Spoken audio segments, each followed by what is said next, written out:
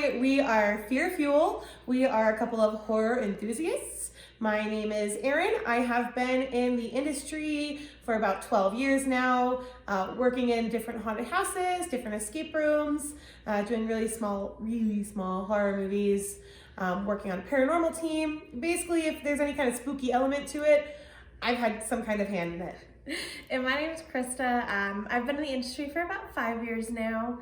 I've been on a few different paranormal teams. I've also worked in a few different haunted houses. Been super interested in the paranormal and anything kind of like that since I was really, really young. Horror is pretty much my middle name. So the purpose of this channel is that we want to talk about anything that could possibly be fear-inducing. Absolutely anything. We'll talk about the ins and outs of working in a haunted house, Going to different haunted houses, and not just in our state, but in different ones across the country. We're going to talk about real life hauntings as well. So if we go investigate someplace that is haunted, or we know of really cool stories, we want to share those with you. And with our different investigations on our paranormal team, we'll talk to you about both the research that goes into it, as well as the evidence that we capture. We'll also do movie reviews and game reviews as long as they're, horror or spooky in any kind of way. And not only that, guys, but we're here to talk to you about so much more than that. So just stay tuned.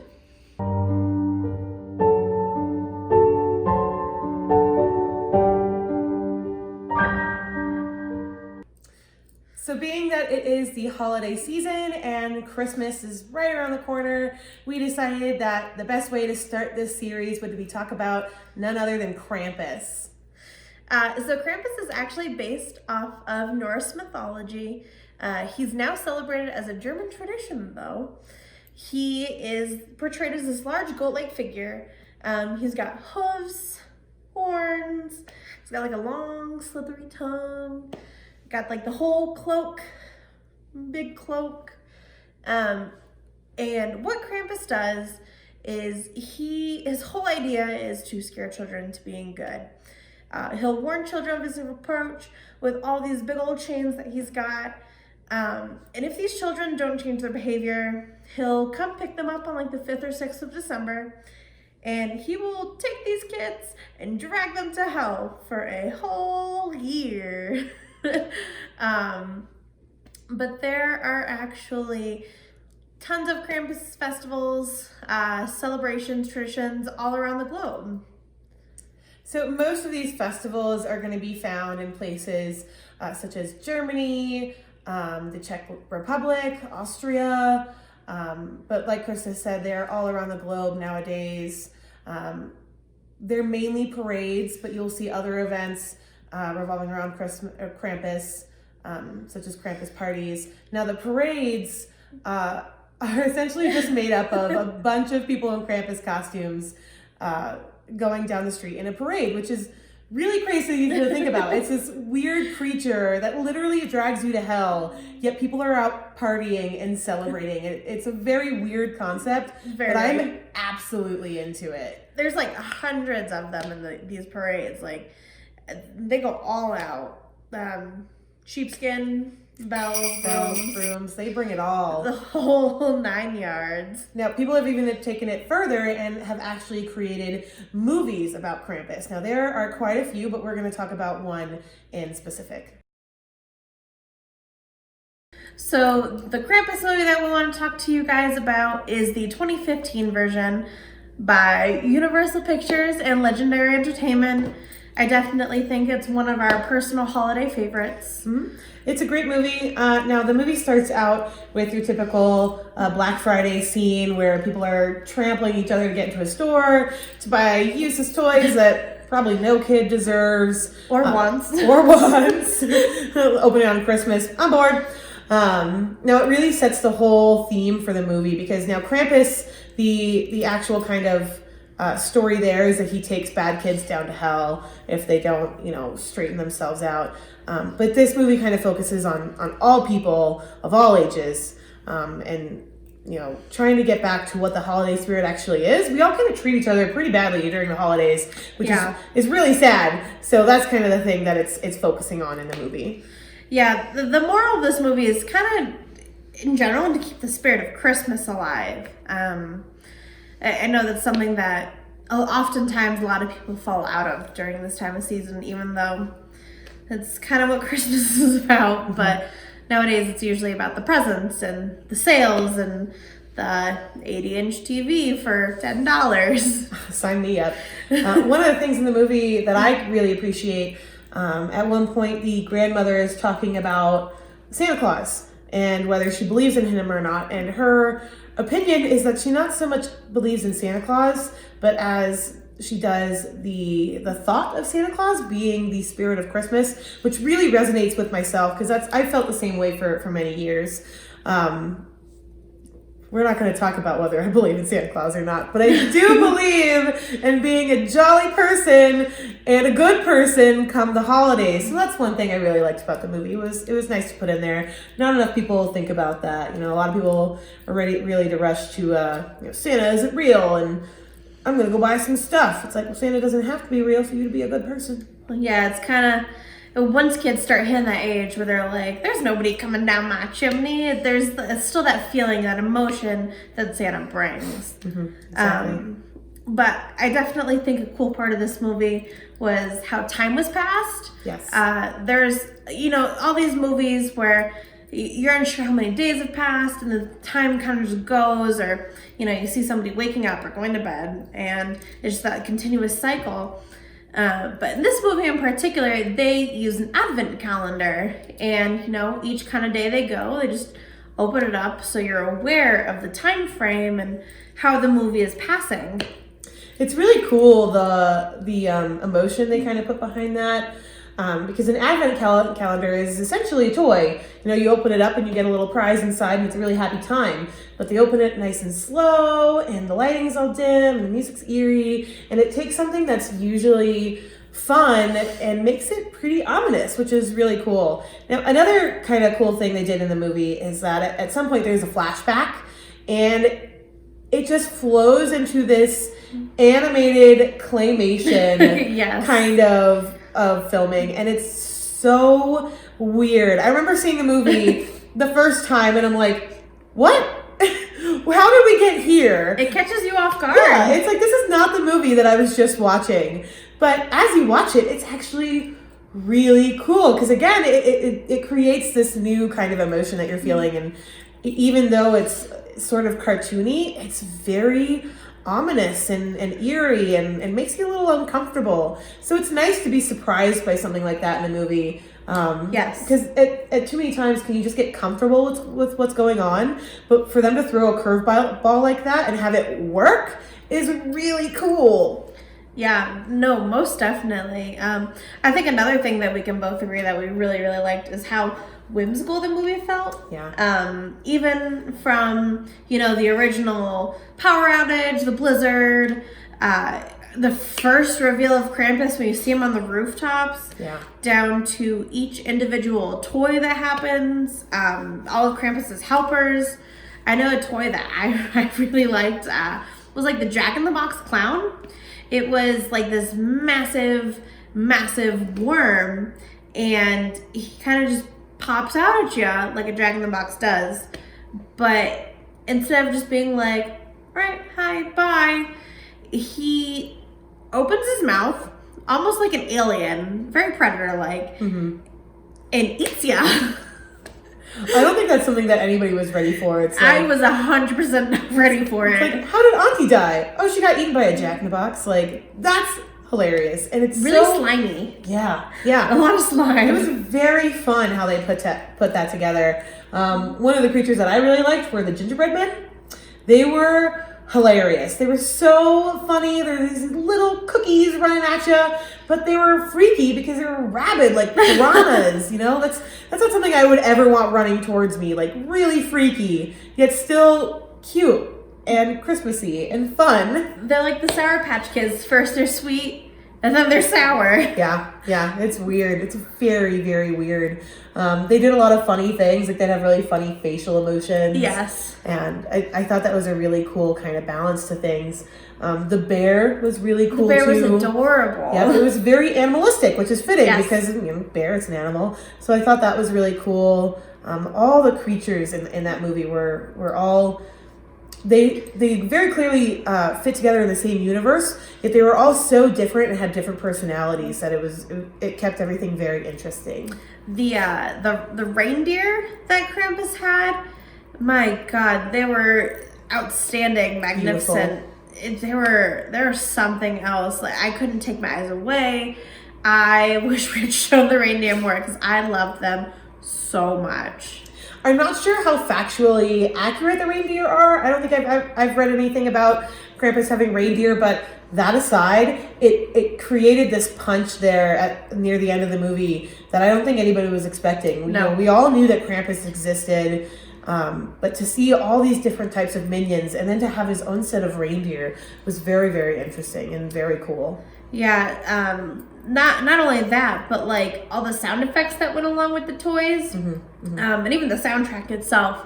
I know there's one part in the movie where I think it's the aunt that gets like sucked out the window, and it's like a slide whistle. It's like a slide whistle. It's so funny, but they balance it really well because when you're laughing at that and then you realize that somebody's possibly dying, it creates this mixture of emotions that you don't know how to juggle. So it really keeps you on your toes, and it's fun. At the end of the day, it's fun. It's not so much about whether it's funny or scary, but nonetheless, it's fun, which is really, really cool. And even all the music that's in the movie, it's all this like nice, cheerful Christmas music. And I know there's one scene where the power's gone out and everybody's like trying to sleep, and there's this iPad, and it's, I think, playing some version of, Rudolph the Red-Nosed Reindeer, like the old claymation version. And you see like the iPad's at like 1%, and it's playing all the sweet Christmas music. And then it dies, and suddenly you're stuck in this ominous, like, oh my God, like your heart kind of sinks a little, your stomach's turning, and you have no idea what's about to happen. You're so caught off guard, and the whole soundtrack is really like that. It is very good. It's very good. You're constantly reminded that you're watching a Christmas movie, and you hear those familiar carols, but then they twist it and slow it down. It's almost like Mashed and Screwed, kind of. They slow it down, and it takes this thing that you're so comfortable with and creates it to be eerie, and all of a sudden you don't know how to deal with it anymore, which is really awesome. Absolutely. I think there's only really one part of the movie I was kind of disappointed in, and that's, you see the whole claymation version of Omi the grandmother, her flashback with Krampus, but when she finally meets Krampus, she locks herself in the house. She's like, I'm gonna face him. He comes in, they kind of stand face to face, and he kind of just like swoops her up into his bag of toys. I was just really hoping for something a little bit more, like grab her by the face and like fling her around or something. Yeah. She just kind of falls into the bag, and it was a little anticlimactic. A little bit. I was hoping for something just a little bit more, because, they built up this history with her and Krampus, and I thought it was going to be like this big, battle. Yeah. I think, all movies are going to have their downfall, and that's okay. Nothing's really going to be perfect. I can't think of a movie offhand where I think I liked 100% of it. Another thing that I think other people might not really appreciate is that Krampus, his face is kind of static. It's very clear that he's wearing some sort of mask or prosthetic, but as somebody who's done a lot of special effects makeup and has worked around a lot of very expensive costumes, I'm into it. I'm very into it. The quality of the mask is beautiful. There's attention to detail in the wrinkles, how deep set the eyes are. The fact that they're goat eyes. Goat eyes. Insane that they put those contacts in. But like the mouth kind of hangs open, which, let me tell you, it freaks me out. But it hangs open and it just kind of sits there, and it doesn't really move. It's really static. And I think a lot of people might complain about that because we're so used to CGI, and we're really, we're used to being able to create these images. But the kind of effort that goes into that mask, I don't think people really understand how many versions they had to go through to get that. And it's incredible the amount of detail they were able to get into that face alone. Well, not only that, but you imagine that actor that's inside that huge, big suit. Like, I can guarantee you that took hours upon hours to even put on. Oh, yeah. Not to mention the filming. Yes. Oh, God. They didn't skip any corners, anything at all. Not at all. When it came to Krampus.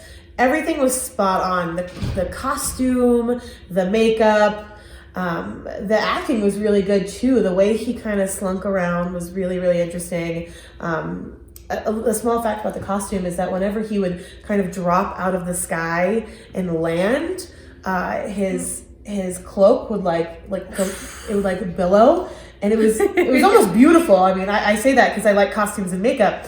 But it was very interesting to see it kind of have that flowy movement, and to have that movement in a costume that big and that expensive is incredible and so awesome. I think my favorite part about the whole movie is when you get to the end, it sets you up for almost like 6 different endings. There's, you have your kid and his whole family's dead, and he's like, oh man, I really messed up. I need to fix this. So, he goes to Krampus himself and looks at him and he's like, I'm so sorry, like, please forgive me. I didn't mean it. I take it all back. And there's this moment where it's like, oh, you're sad, you're emotional. And the whole movie itself is kind of still. And then it flips like a switch, and they all just kind of start laughing, and they're just like, I'm Krampus, who do you think you are? Nice try, kid. This ain't the Polar Express. And so he's like, you know what? And he like throws his cousin into the thing, and he's like, no, like take me instead. And he's like, all right. He tosses the kid in too. He's like, But then the next morning, he wakes up and the lighting's changed. It's almost like a happier, happy-go-lucky, and he's like, "Oh my God, I'm alive!" And so he goes over to the advent calendar, and sure enough, it's Christmas morning. He's like, "Oh, the whole thing must just been a really bad dream." So he's like, goes downstairs, and his whole family is super happy. Complete 180 of how they were when they first got there, and they sit down, they all start handing out presents, and this boy gets this little box, and he opens it, and it's this Krampus spell. And everybody kind of just stops. They stare at each other. And they're like, oh. Damn it. There's just like this feeling. It's like everything comes rushing back to them. They're like, oh wait, that's right. There's a giant goat man after us. You're just like, oh, okay, well, now what? And then the camera kind of just slowly pans out. You're like, yeah, right, it's wintertime, there's snow, there's this house. And then it pans out more, and you're like, what is that? A little bit more, it's in a snow globe. And they pan out a little bit more, and there's thousands of these snow globes in Krampus's workshop. And I wasn't ready for that. There was like 6 different times they could have ended the movie there. Yeah. The credits could have just started rolling the second the kid was standing in the snow with his family gone, and I would have believed it. I'm like, yep, that sounds like a Hollywood ending. They could have ended it there when they threw him in when he woke up on Christmas. They could have ended it so many times, and I would have believed it, but they just kept you going. And to be that engaged at the end of a film is really incredible, because a lot of times you just get let down at the end, and and that's it. There's nothing more. But it just keeps going and keeps going and keeps going, which is really, really awesome.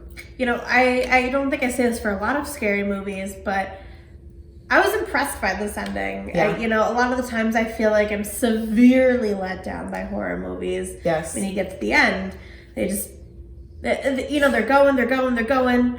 And even with Krampus, a lot of times when you see the villain, it kind of like tapers off. Mm-hmm. But with this movie, it just kept on going. It was good. It was incredible. Overall, it was a really great movie. We've actually given it a couple different scores. The first one being overall entertainment. And we decided that a fitting scale there would be 7 out of 10. It's a really good movie. It is really good. Am I going to be watching it every weekend? No. But am I going to watch it every Christmas? You sure. bet. Absolutely. Absolutely. You know, we love horror. We do scary things. We're not easily scared or startled. So we only gave this movie about a 3 out of 10 for horror. There's a few parts that if you're definitely not paying attention, they could get, you know, like a little jump scare or something. But overall, definitely wasn't like gory or, you know, scary. It keeps you on your edge of your seat a little bit, but overall not too much. Mm-hmm. If you're looking for something to scare you, this isn't really the movie that you're looking for. I'd be surprised if I met anybody who said, man, that Krampus movie really scared the crap out of me. I don't think I'll ever meet that person. That would be very strange. We also decided that we should rate it on humor. And we decided that should be a 4.5 out of 10. So even though it's a horror movie, we rated it higher on the humor scale, which is totally fine with me. Yes. You know, at the end of the day, it's still a holiday movie. And I think the biggest thing I appreciate about the humor is that it never became cheesy. No. You know, if there was that humor element, I was actually laughing. I wasn't let down and went, oh, geez, this.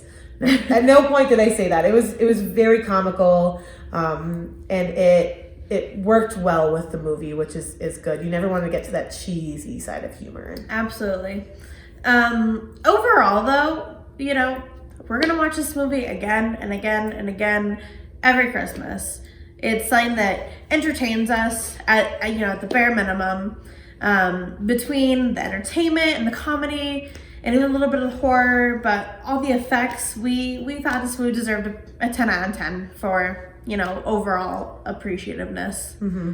Yeah, the appearance of it was just beautiful, stunning. I mean, I know we've already gushed about it a lot, but I don't know what words to say to really convince people that it is just so stunning. You know, the snow looks realistic. It's beautiful. I don't feel like it's coming from a snow machine. I feel like they literally waited for snow. I mean, maybe they did. It's possible. It's very believable snow. You know, the creatures were awesome. The lighting was awesome. And then Krampus, like, let's talk about him again. Just blows my mind how awesome he is. So there's no way this film could get any less than a 10 out of 10. It was incredible. Absolutely not. Well, thank you guys so much for watching. We do have one more thing in store for you. One of our local haunted houses is doing a Halloween themed haunted house. So we're gonna go check it out. We'll give you guys a little bit of a inside sneak peek. It's one of our favorite haunted houses in our state. So we're really excited to hit it up and give it a shot. Yep, this is really awesome. Being able to celebrate these scary times in December is really, really cool. So I'm really excited. Definitely check out your state. A lot of haunted houses do Christmas events. So there's a high possibility that where you live, there is one that's doing a Christmas event. So definitely look into that. We have quite a few in our state that do them. Like Krista said, we've made a decision to go to the Haunted Mines, which is one of our favorites. And hopefully we can get you an inside look, and we're really excited. Yeah, other than that, stay tuned, you know, like, subscribe. We'll be back at you for more spooky things. Yep. This was our first episode, so thank you so much for hanging in there. We hope that we can create this awesome journey with you. Tell us what you want to see, what you don't want to see. We really want to make sure that this is interesting at the end of the day for you guys. So thank you so much for joining us. Overall, though, you guys have a Merry Krampus. Yes. This is one of our favorite haunts in Colorado. You can already hear the chainsaw. I'm really excited. This haunted house in particular is located in Colorado Springs, so we drove like an hour and a half just to get here. We love their whole haunted house, never mind their holiday events. It's our first time coming here, so we cannot wait to see what they have in store for us. I'm ready. Let's do this. Let's do it.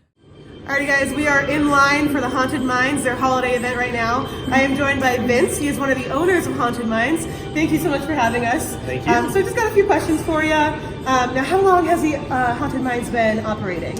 Actually, this is the 12th season for Haunted Mines. In this location, this is actually the second season. So it's in a new location. 2 years in this facility, this building. Okay. And how long have you been doing the Christmas event? This is actually our first year. Oh, has it been going well? It has. It has. Very Good. well received, and it was kind of the cool haunted house planetary alignment with it being on a Friday the 13th. Yes. And so we're doing a 13th and a 14th. Definitely a very perfect time to start it. Yeah. Now, what is the difference between your regular haunt and the Christmas haunt? Everything is themed Christmas. We've spent a lot of time on the inside decorating. We've got Christmas trees. We've got the garland, the lighting. Creepy Santa kind of trying to come out of the chimney, all bloody. You know. Outside of the decor's very different, but then all the actors are in Christmas costuming. We've got Krampus, we've got evil Santa, we've got elves, we've got toy soldiers that are bloodied up, and so it's heavy holiday themed. Very nice. That's very exciting. Now, is this something that you're planning to do in years to come? It is. Yeah. We've committed to doing it annually. We've done for several years. We've done the Valentine's event. We also do a Friday the 13th event, first Christmas event, and it's been a big success. Very nice. Now, last but not least, I've actually heard that this location is actually haunted. It is. Have you had any personal experiences here? I have actually. Tell me about that. What's your best one? Actually, we're in here quite a bit, working in the off season, designing, building, remodeling, and I was on a ladder. This was not too long ago. I was working on a wall, and I was up on a ladder fixing something, and I saw by myself in this building. The doors are locked. I saw a shadow figure go right next to me and duck through some curtains. Saw the curtains moving, and I turned, saw it right. You know, I thought somebody was playing a joke on me, so I went out and checked the parking lot. I checked the doors, started calling for some of the other workers. Nobody's there, and I had I love haunted houses. I build scary scenes. Yeah. I've been doing this for a long time. The real paranormal stuff freaks me out so bad. Oh, so yeah. I had a box knife in my hand, thinking that somebody broke in, but it legit was a shadow figure. So Very nice. Well, that's definitely very eerie. It is. Now, is there any advice you can give us going in? What should we be prepared for? sensory overload. All right. You're gonna. I mean, the lighting, the sound effects. We've got holiday music or creepy holiday distorted, twisted music. It will be a sensory overload. We've got some of the most amazing costuming. Had a couple of custom Krampus costumes made specifically for our event. So it's going to be terrifying on a whole new level. Sweet. Well, we're very excited. Thank you so much, Vince. Thank It's you. been a pleasure. Thank you so much. Okay guys, so we just got out of the Haunted Mines for their Christmas event and it was fantastic. It Blown was away. awesome. The second we came out, we just started gushing about everything, like the music, the actors. The costumes, custom made. Phenomenal. It shows. The attention to detail is fantastic. Their Krampus, I stopped out of my tracks. Yeah, you stopped. I started chasing him because I couldn't see him. I was like, let me see you. I was like, come back, she needs to see. But it was a great time. I can't say enough good things. Now this is Absolutely. this is the last day of the event, so if you missed it, I'm sorry. You're gonna have to come back for next season. You know, Halloween, and they're gonna do Christmas again. Also, word has it is that they're going to be doing a Valentine's Day event, so definitely keep an eye on that. So excited. Yep, they really know how to do things here. So if you're looking for a good time, come out to the Haunted This Mines. is the place to be. Yep. Well, thank you guys so much for joining us. We'll see you next time. Thanks. Bye.